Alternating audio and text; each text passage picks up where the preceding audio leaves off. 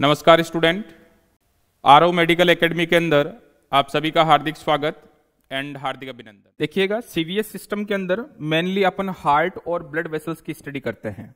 Heart का normal anatomy हो गई, नॉर्मल हार्ट के फंक्शन, जैसे हार्ट अपनी पल्स को भी मेंटेन करता है, ब्लड प्रेशर को भी मेंटेन करता है, इसके अलावा हार्ट बीट को भी मेंटेन करता है। क्लियर?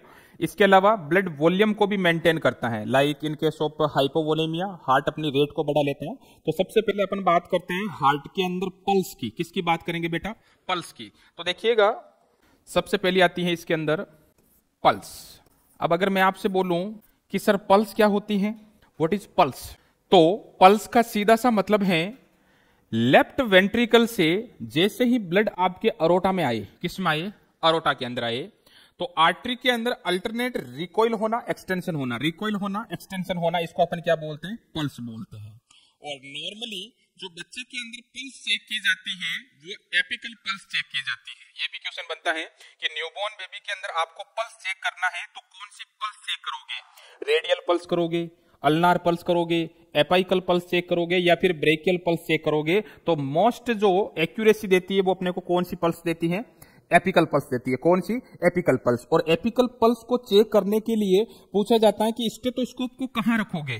चेस्ट के कौन से इंटरकोस्टल स्पेस पे रखते हैं अपन उससे स्टेथोस्कोप को? तो ध्यान रखिएगा, मोस्ट एक्यूरेट जो पल्स होती है, पहला क्वेश्चन पल्स के रिगार्डिंग, मोस्ट एक्यूरेट पल्स कौन सी बेटा?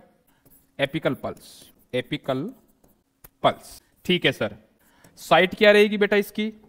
कहां से चेक करोगे इसको? दूसरा पूछा जाता है साइट, और साइट रहेगी इसकी फोर्थ इंटरकोस्टल स्पेस। कौन सा स्पेस बेटा? Fourth intercostal space, left side. कौन सी साइड बेटा? Left side. और लाइन कौन सी बेटा? Mid clavicular line. कौन सी लाइन? Mid clavicular line. ये बहुत इंपॉर्टेंट है कि एपिकल पल्स को चेक करना है सबसे पहले कि चेस्ट का कौन सा पार्ट? लेफ्ट साइड वाला पार्ट। अब इंटरकोस्टल स्पेस क्या होता है? जैसे जो रिब्स हैं वो एंटीरियरली स्टर्नम से जुड़ी हुई है और पोस्टीरियरली वर्टिब्रल कॉलम से, तो दो रिब्स के बीच का जो स्पेस है वो क्या कहलाता है? इंटरकोस्टल स्पेस कहलाता है।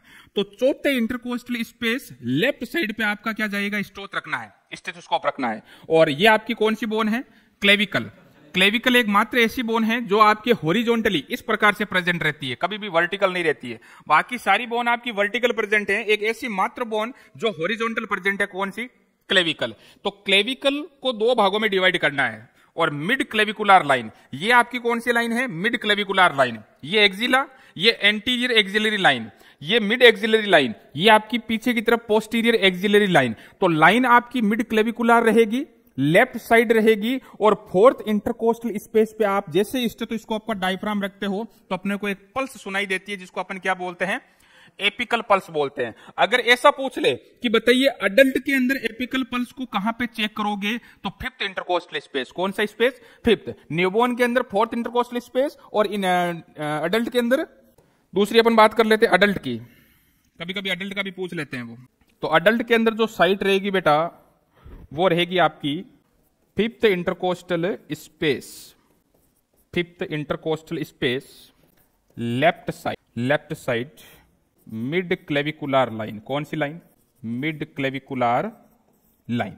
यहां से आप चेक करोगे अडल्ट के अंदर apical pulse, fourth intercostal space पे करोगे न्यूबॉर्न्स के अंदर। और मोस्ट एक्यूरेट पल्स कौन सी है न्यूबॉर्न की? Apical pulse. कौन सी पल्स? Apical pulse. अब नॉर्मल उस बच्चे की बेटा पल्स रेट कितनी है? नॉर्मल अगर आपको पूछ ले कि बच्चे की पल्स रेट बच्चे की कितनी आती है? नॉर्मल पल्स रेट कितनी होती है बच्चे की? एनीबॉडी? कितनी होती है नॉर्मल पल्स रेट? कितनी होती है? 120 से 160 बीट पर मिनट। कितनी होती है? 120 से 160 बीट पर मिनट। और अपने अडल्ट की कितनी होती है नॉर्मल पल्स? पल्स बताना, बीपी नहीं बतानी है। कितनी? 72। और रेंज में पूछ ले आपसे कोई, तो आपने एवरेज बता दिया। Very good. 60 to 100 beat per minute अपनी क्या होती है? पल्स होती है। और न्यूबॉर्न की pulse normal at the time of birth कितनी होती है? 120 से 160 बीट पर मिनट। तो पल्स रेट जो है वो 120 से 160 बीट पर मिनट। ये तो मैंने किसकी बताई है? न्यूबॉर्न की बताइए सर। और अडल्ट की कितनी होती है बेटा? अडल्ट के अंदर होती हैं 60 to 100 बीट पर मिनट। अब देखिएगा, अगर किसी अडल्ट की पल्स 60 से कम आए, कितनी आए? 60 से कम आए, तो उस कंडीशन को क्या बोलेंगे? और 100 से ज्यादा आए तो उस कंडीशन को क्या बोलेंगे?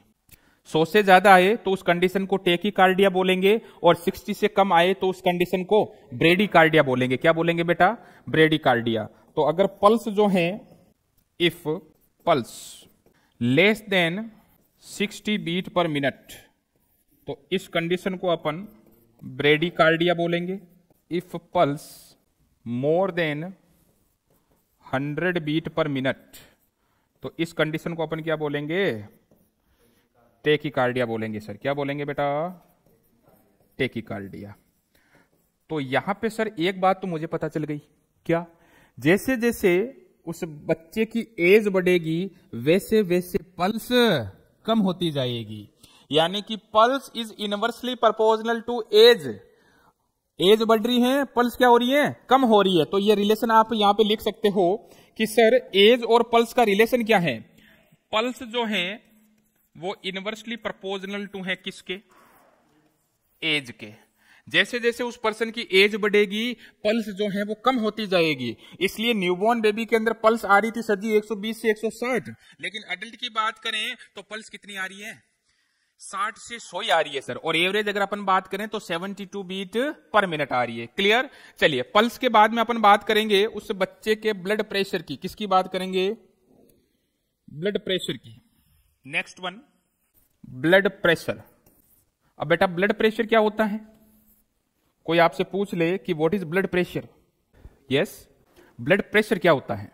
हाँ, और देखिएगा दो नाम आ रहे हैं यहां पे, एक आ रहा है ब्लड, एक आ रहा है प्रेशर। ब्लड को अपन रक्त बोलते हैं और प्रेशर को अपन दाब बोलते हैं।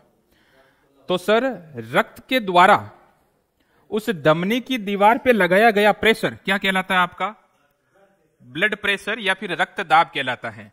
यानी कि सर किसी आर्टरी के अंदर जितना ज्यादा ब्लड बहेगा उतना ही ज्यादा प्रेशर लगेगा, और जितना ज्यादा प्रेशर लगेगा उतना ही ज्यादा क्या रहेगा? ब्लड प्रेशर रहेगा। और अगर किसी आर्टरी के अंदर जितना कम ब्लड रहेगा उतना ही कम प्रेशर लगेगा, और जितना कम प्रेशर रहेगा उस पर्सन का ब्लड प्रेशर उतना ही कम रहेगा। तो सीधी सी बात है, ब्लड के द्वारा आर्टरी की वॉल पे लगाया गया प्रेशर क्या कहलाता है? ब्लड प्रेशर कहलाता है। और नॉर्मल ब्लड प्रेशर कितना होता है?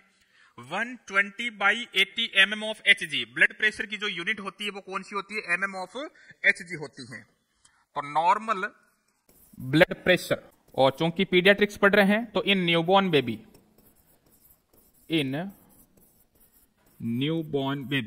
कितना होता है बेटा? न्यूबॉर्न्स का नॉर्मल ब्लड प्रेशर कितना होता है? तो न्यूबॉर्न का जो ब्लड प्रेशर होता है 60 to 80/40 to 60 mm of Hg होता है। 60 to 80 सिस्टोलिक ब्लड प्रेशर है, 40 to 60 कौन सा है आपका? डायस्टोलिक ब्लड प्रेशर है। और इस ब्लड प्रेशर को अपन कौन से इंस्ट्रूमेंट से चेक करते हैं? स्पाइग्मोमैनोमीटर। कौन सा मैनोमीटर? स्पाइग्मोमैनोमीटर से इस ब्लड प्रेशर को चेक किया जाता है। तो कभी कभी पूछ लिया जाता है सिंपल सा क्वेश्चन कि ब्लड प्रेशर को मेजर करने के लिए कौन सा इंस्ट्रूमेंट यूज लेते हैं? स्पाइग्मोमैनोमीटर। क्लियर? और अडल्ट के अंदर ब्लड प्रेशर कितना बेटा? अडल्ट की बात करें तो अडल्ट के अंदर होता है 120/80 mm ऑफ Hg। तो अडल्ट के अंदर 120/80 mm ऑफ Hg। अब ये 120 कौन सा प्रेशर है बेटा? ये बेटा सिस्टोलिक ब्लड प्रेशर है। कौन सा है ये? इसको अपन बोलेंगे SBP, सिस्टोलिक ब्लड प्रेशर। और इस 80 को क्या बोलेंगे? DBP, diastolic blood pressure. कौन सा है ये? Diastolic blood pressure. तो ऊपर वाला सिस्टोलिक, नीचे वाला डायस्टोलिक। अब इस सिस्टोलिक से मतलब क्या समझे आप? सिस्टोल का मतलब है हार्ट ने कॉन्ट्रैक्शन किया है, और हार्ट ने जब कॉन्ट्रैक्शन किया तो उस समय उस ब्लड वेसल्स या फिर आर्टरी की वॉल पे कितना प्रेशर लगा? This is called systolic blood pressure. Heart ने जब वापस डायस्टोल किया, हार्ट रिलैक्स हुआ, तो आर्टरी की वॉल पे कितना प्रेशर लग गया? वो आपका डायस्टोलिक ब्लड प्रेशर है। तो एसबीपी का सीधा सा मतलब है ड्यूरिंग सिस्टोल, और डीबीपी का सीधा सा मतलब है ड्यूरिंग डायस्टोल। अब देखिएगा, दूसरा आता है यहां से पल्स प्रेशर, पीपी जिसको अपन बोलते हैं, और पीपी सीधा सा मतलब है पीपी का, पल्स प्रेशर का difference between systolic blood pressure minus diastolic blood pressure क्या कहलाता है आपका? पल्स प्रेशर कहलाता है। तो नॉर्मल पल्स प्रेशर कितना होता है एडल्ट का? Next one, normal blood pulse pressure कितना होगा? Normal pulse pressure in adult कितना होगा बेटा? इसका एक फॉर्मूला है सीधा सा कि sir pulse pressure is equal to systolic blood pressure minus diastolic blood pressure. और सिस्टोलिक ब्लड प्रेशर कितना है बेटा? 120, डायस्टोलिक 80 mm ऑफ Hg। तो कितना आ रहा है pulse pressure? 40 mm of Hg। कितना आ रहा है बेटा? 40 mm ऑफ Hg। और यही आपका डायरेक्ट क्वेश्चन है कि पूछा जाएगा कि नॉर्मल पल्स प्रेशर कितना होता है। तो normal pulse pressure 40 mm of Hg होता है। कब होगा ये? जब उस पर्सन का ब्लड प्रेशर 120/80 हो, तभी ये आपका पल्स प्रेशर देखने को मिलता है। अगर मैं आपको बोलूं कि एक पर्सन जिसका blood pressure 140/90 mm of Hg है, कितना है बेटा? 140/90 mm ऑफ Hg है, बताइए इस पर्सन का पल्स प्रेशर कितना होगा? ये कैलकुलेट करके बताइए मुझे। ब्लड प्रेशर दे रखा है 140/90 और आपको ज्ञात करना है क्या? Pulse pressure. निकालो, फटाफट निकालो। ये क्वेश्चन है, आपको कैलकुलेट करना है। बीपी दे रखी है मैंने, पल्स प्रेशर कितना होगा? 50 mm ऑफ Hg। हाँ, पीछे कितना आ रहा है? सबसे पीछे भाई साहब जो बैठे हैं, कितना आ रहा है? बीपी दे रखी है आपको 140/90, पल्स प्रेशर कितना आएगा? देखिए सीधा आपको फॉर्मूला लगाना, करना क्या है? Pulse pressure is equal to SBP minus DBP. अब एसबीपी कितना दिया मैंने? 140। डीपीपी कितना दिया? 90। कितना दिया बेटा? 90। तो कितना आएगा? 50 नहीं आएगा क्या? हाँ, तो पीपी कितना आया? 50 mm ऑफ Hg आया। क्लियर है? क्योंकि हाँ, डायस्टोलिक बीपी बिल्कुल हो सकता है, बिल्कुल हो सकता है। ये कैसे होगा कि जैसे हार्ट रिलैक्स करे, हार्ट के अंदर रीपोलराइजेशन हो, और अगर आर्टरी का प्रेशर बढ़ जाए, जैसे वाल्व के रिगार्डिंग कोई प्रॉब्लम, किसी पेशेंट को वाल्व के रिगार्डिंग कोई प्रॉब्लम हो, like mitral valve, tricuspid valve, aortic valve या फिर आपका पल्मोनिक वाल्व, तो उस केसेस में बिल्कुल हो सकता है कि जो आपकी डायस्टोलिक बीपी मोर देन आपके सिस्टोलिक बीपी से ज्यादा हो सकती है, बिल्कुल हो सकती है।